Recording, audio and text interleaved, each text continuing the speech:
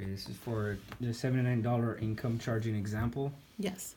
So this is an example of an investor who has more than one property, and one tenant paid and one tenant didn't. So when you're going to do the management fee, so for example, he has Roberts, Hollywood, and Lombrano.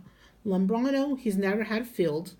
It's always been vacant since the day he bought it. So we can't charge him a management fee. So it's zero at a wash. So let's not even look at Lombrano. Well, Hollywood is vacant now, but he had a tenant at one point. So that's why we're still charging him the $79 fee. So obviously he had no tenant in the month of September, so I had to minus the $79 management fee. So what I did was I added $79 from his Roberts property because Roberts tenant paid. So what I did is I put minus $79. I added $79, and under the notes I put miscellaneous addition, which is this. Miscellaneous addition is diverted funds from Roberts. So when he sees this, he'll know, hey, how come, where did that $79 come from? And sometimes you'll forget. So if you scroll down the notes, you'll say, oh, okay, miscellaneous addition is from Roberts. So when you go look under Roberts, you will also see, so for September, this is the leftover balance they carried over from the previous month. So they're behind because they have, normally this would say zero, but it has an amount. This amount is the current amount due. These two fields automatically add up to this, so you don't have to add it up. Out of this $2,000 that they owe, they only paid $845. Now this particular investor said just take whatever they pay because he doesn't want 3 properties that are vacant. So he basically said whatever they pay, just accept it, which is what we did. So their tenant paid $845. Out of that $845, I deducted $79 for Robert's management fee, and under miscellaneous deduction, I also deducted $79.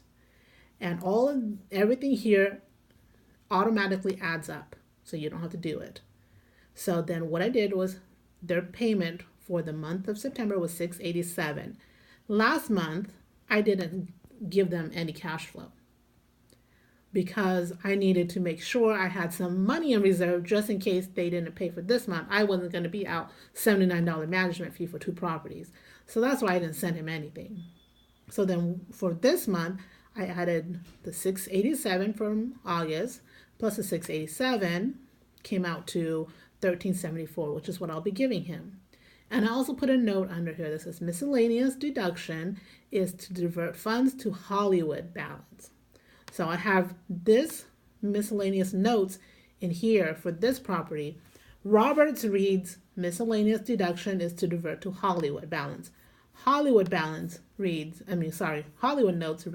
miscellaneous addition is diverted funds from Roberts. So basically the same message, just reversed. And usually whenever you get to about $500, that's the amount where you'll hold an escrow just to make sure they have enough for the following month to pay out their fees. Exactly.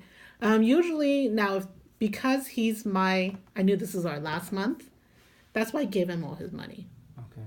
But and as you do this more and you kind of get familiar with the properties, you'll know that Roberts, they don't always have the best pay history. So, in May, they didn't make a payment. In June, they've been making some payments. So you'll always have something there. But it's not, they could just up and not pay at all. If they don't pay at all, then you're going to have negative $79 for Roberts. You're going to have negative $79 for Hollywood. So you're going to have 2 properties where you didn't collect any funds. You can either just wait until Roberts does pay you again to take your funds, or you can email the investor when you're sending him his accounting and say, hey, you're negative $79 in both properties. Can you send me funds? Or, go ahead. Or the third option is you keep some funds in reserve for yourself. So you have something to keep deducting from. Okay. So those are your options.